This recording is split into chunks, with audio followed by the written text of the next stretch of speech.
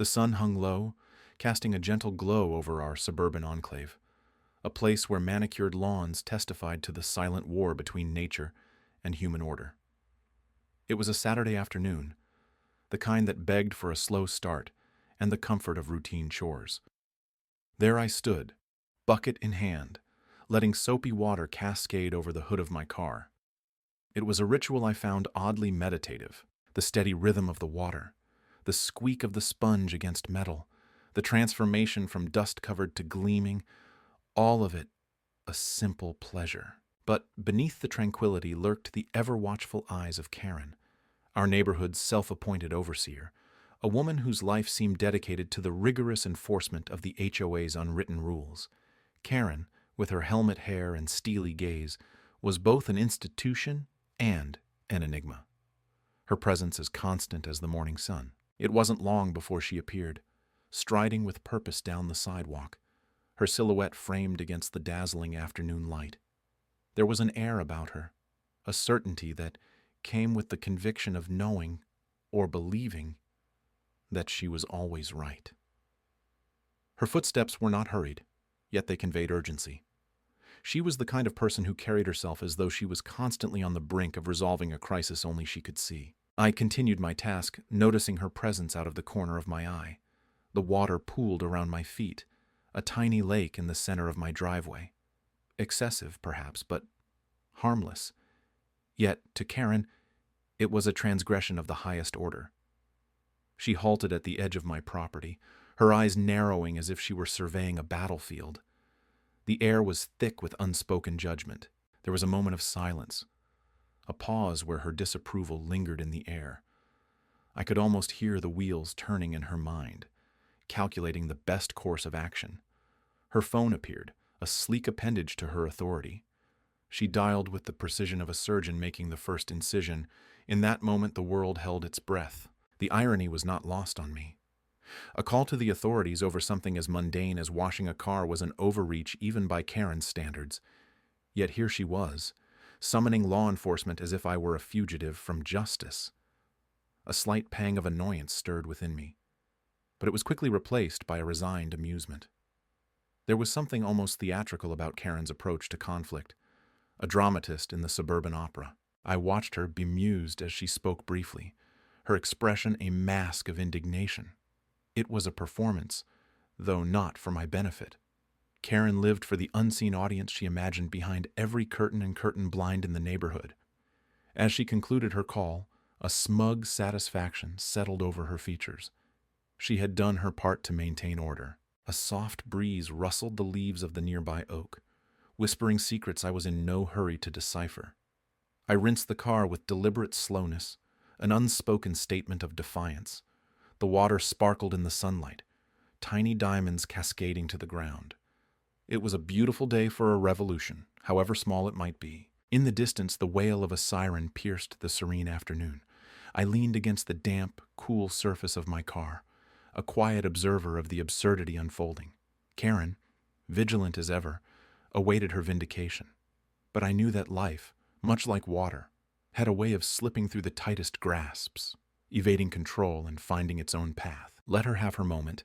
I'll have mine soon enough. Karen's voice crackled like static in the back of my mind, a relentless hum that lingered far too long. Her accusations hung in the humid afternoon air like overgrown ivy, choking the pleasant quiet of my afternoon. The irony of her alarm, 911 for washing my car, echoed with each swish of the soapy sponge. I resumed my task, resolute in the face of absurdity, but her watchful eyes were a shadow I couldn't shake. A letter arrived the next day, folded with military precision, the HOA's emblem stamped like a seal of disapproval. A new rule had been birthed overnight. No excessive water usage outside, it declared, the ink still wet with officious authority. Excessive. An elastic word, stretched to fit the whims of the self-appointed queen of suburbia. My transgression? A mere anomaly according to her. A blip on the radar of community standards. The neighborhood buzzed with whispers, the kind that flutter just beyond hearing, like the rustle of leaves in a clandestine breeze. Even the dogs seemed to pause, sensing the change. Karen had turned the street into a stage for her one-woman show, and I was the unwitting supporting cast caught in her spotlight. Citations followed like clockwork, each one a tick of her disapproving metronome. Grass a shade too long? Check. Trash cans not aligned with military precision? Check. It was as if Karen was scripting a draconian opera, every note a new regulation. Her pen, a conductor's baton, dictating the tempo of our lives. Neighbors began to avoid my gaze, their eyes sliding past like raindrops on a windshield. Some offered sympathetic nods, quick and furtive, but most seemed cowed by Karen's relentless campaign. I became an island, isolated by her tyranny of petty rules and whispered judgments. Curiosity led me to observe her fortress. Karen's home, pristine and unyielding, mirrored her personality. The lawn, a verdant carpet, maintained with the precision of a military parade. Her windows, always open, offered a frame for her vigilant silhouette, forever watchful. I imagined her cataloging infractions like a hawk spotting prey, her satisfaction a private spectacle. I refused to participate in her game, a silent protest against the tyranny of small minds. My quiet defiance was my solace, my shield. Karen's attempts to embroil the neighborhood in her web of control only strengthened my resolve. Each citation, a badge of honor, a testament to resilience in the face of ridiculous power plays. Her escalation was inevitable. She thrived in conflict, a moth drawn to the flame of chaos. And yet, my presence, my calm defiance, seemed to unnerve her. The balance was shifting, ever so subtly. She sensed it in the wary glances of neighbors, the hesitant steps on her well-manicured lawn. Her reign was not as secure as she believed. In the quiet moments, I wondered, what drove her? What fueled this insatiable need for control? Perhaps it was fear, the kind that gnaws at the edges of sanity, a fear of losing grasp on the world she meticulously crafted. Or maybe, just maybe, it was loneliness, her fortress a barrier against the intimacy she craved but feared. I washed my car again, defying the edict, water cascading defiantly onto the asphalt. In the distance, Karen's curtains twitched, her silhouette a phantom in her window. The stage was set, the players cast. And in that moment, I realized I was no longer a mere participant. I was the narrator of my own story, the quiet hero in the saga of HOA Karen. The morning sun draped a gentle warmth over the neighborhood, its fingers reaching through the trees to touch each carefully manicured lawn. I sat on my porch, sipping coffee, beneath a cerulean sky, a scene too picturesque, too serene. Almost a mirage, mocking the chaos Karen had sown. Her voice still echoed in my mind, a dissonant shriek accusing me of wasting resources, as if I were some marauder, pillaging the land with my soap and sponge. That call to 911, her frantic claim, lingered like an uninvited guest. But now, I had a plan. I had become an archivist of her absurdity, documenting each altercation, each outburst like a meticulous historian. My phone was a repository of her tales, each video a vignette of neighborhood lunacy. It wasn't about retaliation. It was about preparation. Calm, calculated, like the slow draw of a bowstring. The HOA meetings were her stage. She played to the crowd, weaving tales with the flair of a dramatist, painting herself as a guardian of values. But I had a script of my own. A quiet revolution, seated in patience, was about to unfold. I crafted a letter, each word a carefully chosen arrow, tipped with irony. The board would receive it, yes, but not before the neighbors. It was a narrative of persistence against pettiness, an exposé of unwarranted authority. I didn't need to embellish. The truth was my ally, and it resonated with a resonance that fiction could only envy. The sun climbed higher, and neighborhood murmurs began to ripple through the air.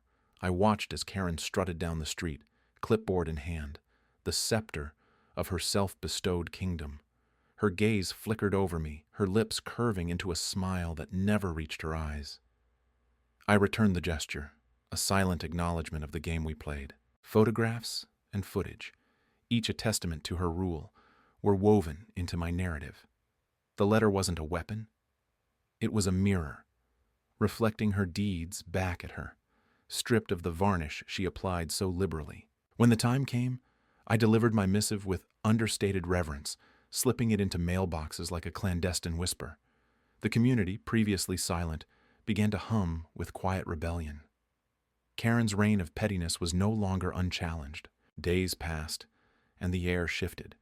Karen's voice, once so dominant, began to falter. The board convened, summoned not by her decree, but by the collective murmur of neighbors, finally finding their voices amidst the shadows of her shadow. The meeting unfolded not as an inquisition, but as an awakening, a realization of shared experience, of community beyond compliance. Her final attempt at control was a bluster of indignation, a last-ditch effort to regain the upper hand. But the eyes around her weren't filled with the awe she craved. They were clear, focused, and unyielding.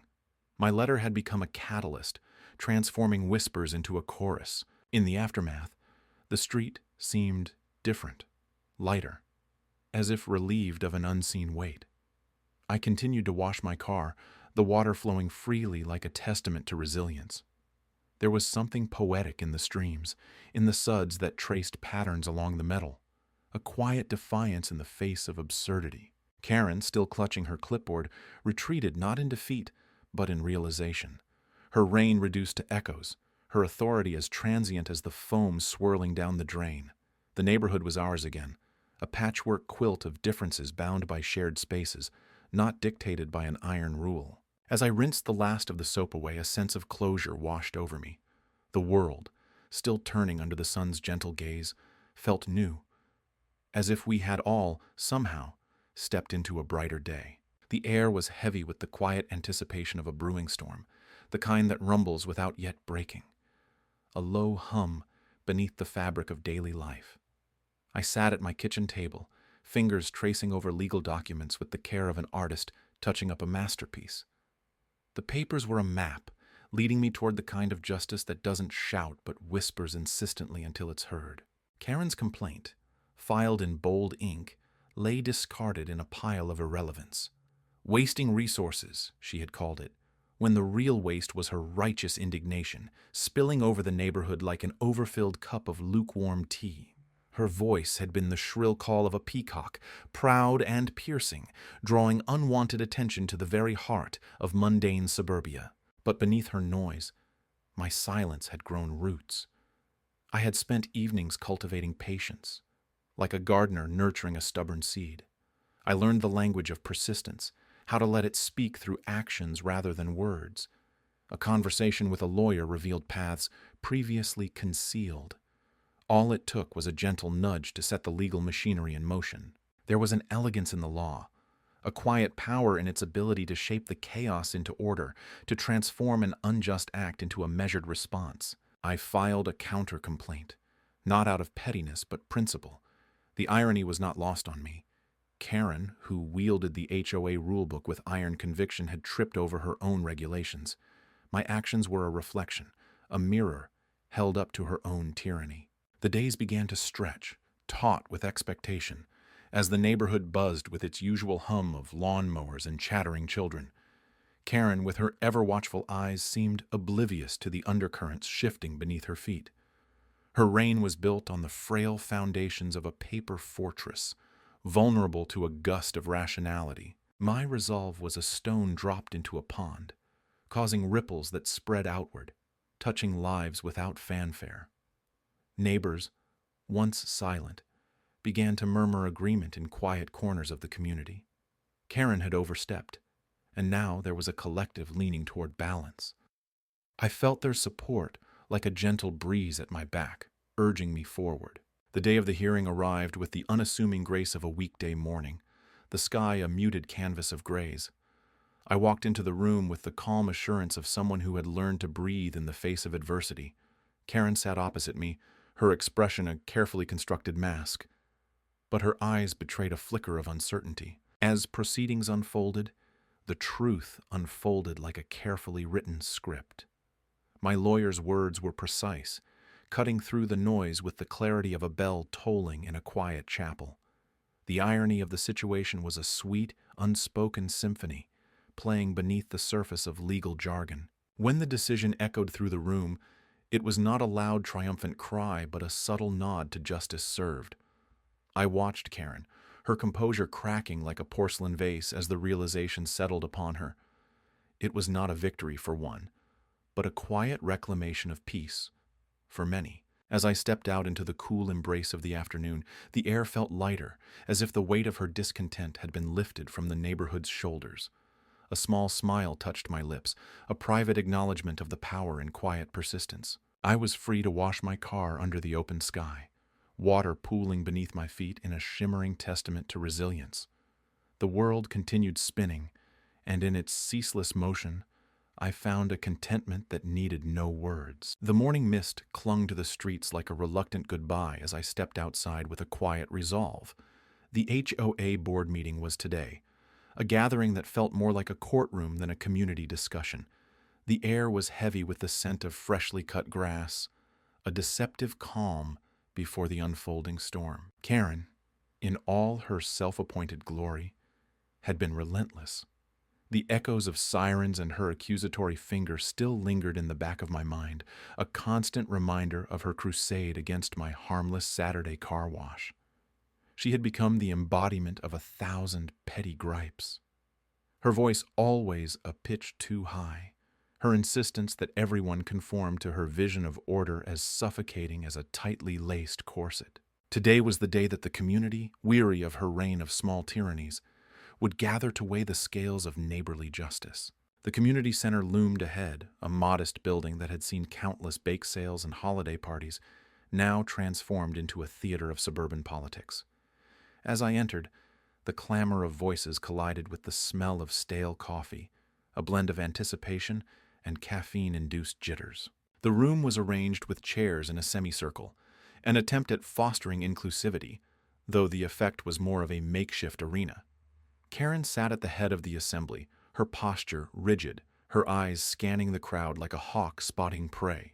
Her clipboard, a symbol of her self-bestowed authority, rested on her lap, primed for notes, or perhaps tallies of perceived transgressions. I found a seat near the back, preferring to observe the proceedings unfold, an audience to the drama of our own making. The meeting commenced with the usual formalities, minutes of the last gathering recited with all the enthusiasm of a tax auditor. Then the floor opened for grievances.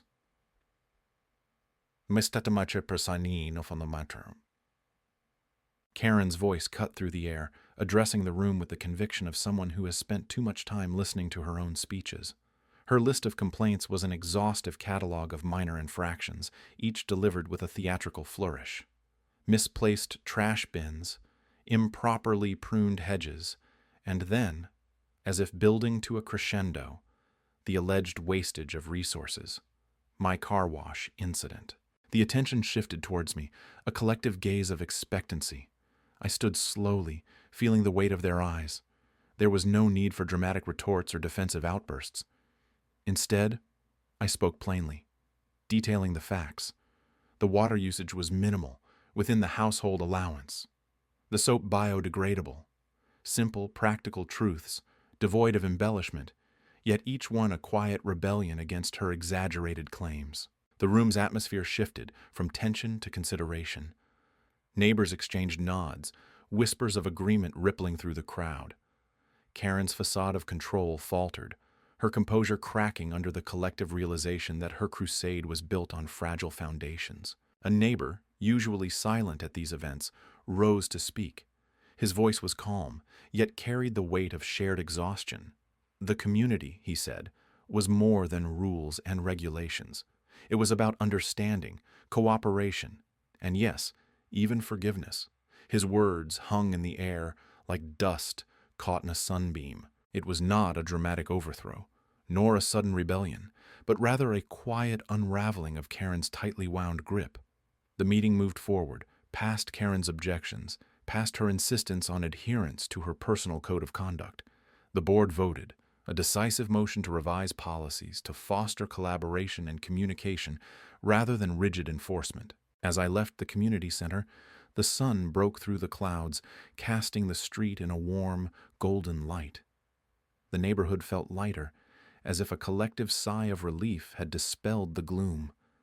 Karen remained, but her power diminished, her voice now just one among many. Balance restored, the street settled back into its rhythm, the murmurs of everyday life resuming with a newfound harmony.